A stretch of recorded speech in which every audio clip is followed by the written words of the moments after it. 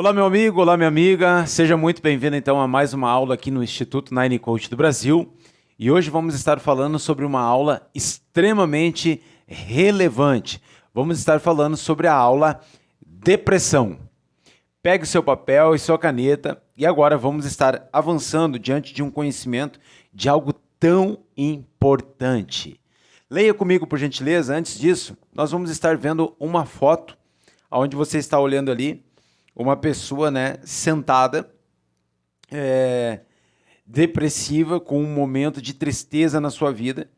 E lembrando que nós respeitamos sempre esta aula, tanto a aula ansiedade quanto a aula depressão são aulas fundamentais e que nós sempre colocamos. O diagnóstico precisa ser de um médico, você precisa procurar um médico, você precisa ser diagnosticado e você precisa estar buscando. Então, nós aqui, na área de coaching, na área emocional, nós trabalhamos com isso para que você tenha uma prevenção, para que você possa utilizar algumas atitudes onde você evita de estar tomando remédio, mas isso não significa que nós estamos dizendo que não é para você tomar remédio.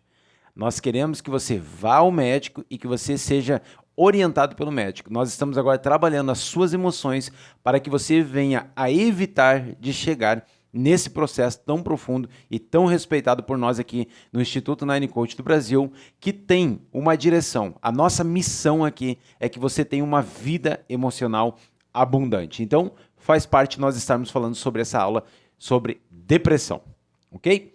Leia comigo, por gentileza. O que é depressão? A depressão é um transtorno de saúde mental, caracterizado por um humor persistentemente deprimido ou perda de interesse em atividades, causando prejuízo significativo na vida diária. O que é depressão? Suas possíveis causas incluem uma combinação de fontes biológicas, psicológicas e sociais de sofrimento. No entanto, cada vez mais pesquisas sugerem que esses fatores podem causar alterações na função cerebral. Isso incluindo a atividade alterada de certos circuitos neurais no cérebro. Então, gente, você está vendo agora uma foto que realmente nos leva a refletir. E essa foto você está vendo um homem aqui com seus pensamentos em um lugar, entre aspas, obscuro e principalmente com pensamentos na área ancoragem negativa. Então, olha só. Depressão, ele é um estado de espírito, é onde você está ancorado, a sua programação neurolinguística, sempre vendo as coisas negativas e principalmente estando ancorado no passado. Então, você tem também não só uma linguagem verbal, porque com a sua boca você fica programando o seu cérebro, que é a PNL, mas também com uma linguagem corporal, no qual você também está agora demonstrando que você aceita esse processo e por mais que você lute, você não consegue sair disso. Então, é necessário algumas coisas para que a gente venha desenvolver, sair desse poço tão difícil que é a depressão e que nós temos grande empatia por isso, ok? Leia comigo, por gentileza.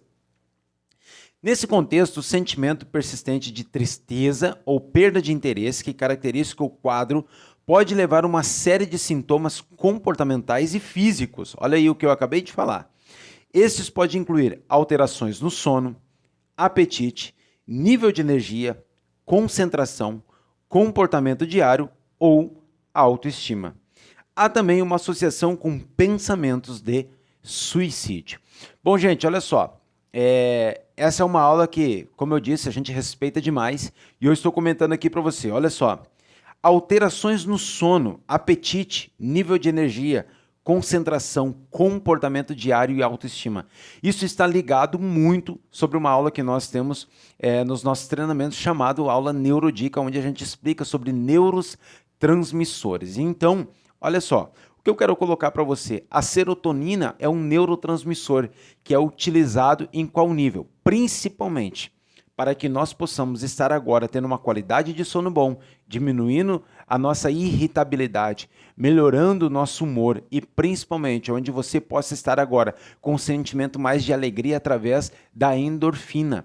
Então a endorfina faz isso, a dopamina tem um sentimento de recompensa, aonde quando você faz um treinamento físico, por exemplo, você vai estar lá e vai estar disso, está feito, está pago, aonde você vai estar agora sendo diagnosticado com algumas coisas. Isso ajuda a aumentar o quê? A autoestima.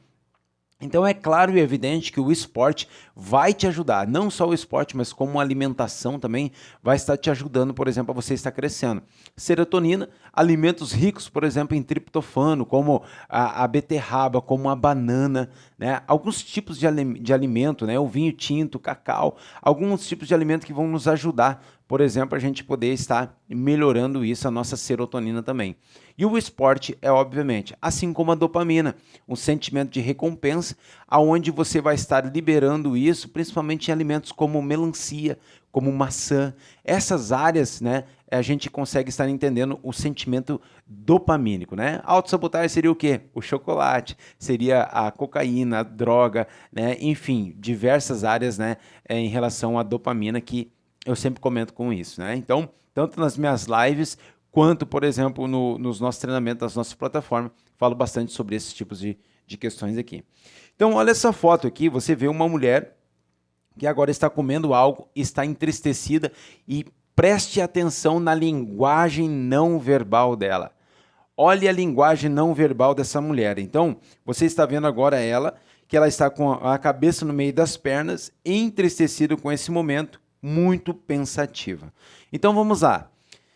A base do tratamento geralmente envolve o quê? Medicação, terapia de conversa ou uma combinação dos dois. Então, gente, nós quando trabalhamos no nosso treinamento, quando eu trabalho como coach pessoal, eu trabalho uma área onde eu recebo o aluno e a gente pode estar conversando, dialogando sobre o processo que ele está passando, como foi a sua semana, como estão os seus pensamentos, e ele vai tirando aquela represa emocional de dentro de si. Então nós trabalhamos com ênfase essa área, principalmente nessa aula chamada depressão, mas a gente tem um costume de estar sempre trabalhando isso, porque isso é comprovado pela neurociência. Daniel Goleman traz diversas informações sobre isso, nos trazendo o quê? Que quando a pessoa retira a represa emocional de dentro de si, ela começa agora a estar andando para um propósito e vivendo mais, como, por exemplo, isso foi diagnosticado, testificado, né, por algumas universidades nos Estados Unidos.